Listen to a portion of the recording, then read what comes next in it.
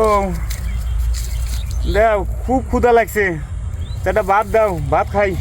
আগে কাম হয় কয় টাকা কষ্ট সেটা আগে দাও।